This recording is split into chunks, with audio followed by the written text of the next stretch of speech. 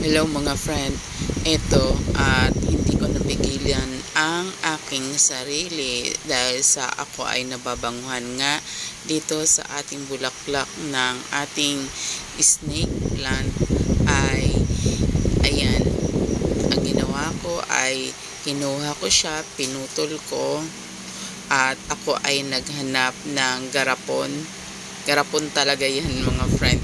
At ayan, nilagyan ko ng tubig at inilagay ko dyan ang ating snake plant sa garapon na may tubig. At ayan, para medyo may konting accent ay nilagyan ko ng dahon ng saging para medyo naman gumanda-ganda siya at hindi siya gumalaw. Ayan, at ipinasok ko talaga siya dito sa loob ng bahay dahil ang bango nga niya.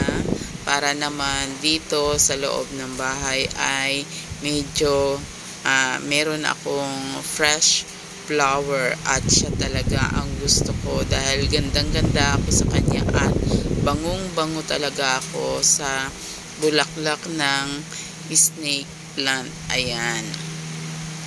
Oo mga friend, mabango na ngayon dito sa aming loob ng bahay dahil nga ito nga bulaklak ng snake plant ay mabango talaga.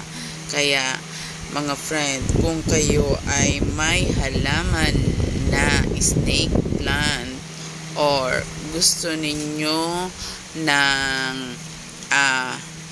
matuklasan ang bango ng bulaklak ng snake plant ay idagdag nyo na ang halamang ito sa inyong hardin o sa inyong garden. At pag ito ay namulaklak, tingnan nyo kapag sa madaling araw ay talagang ito ay mabango.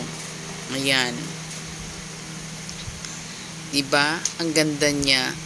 Maliliit man ang kanyang bulaklak pero cute siya at maganda at talaga naman ito ay talagang mabango mga friend. Ayan, mabango na kaya siya dito.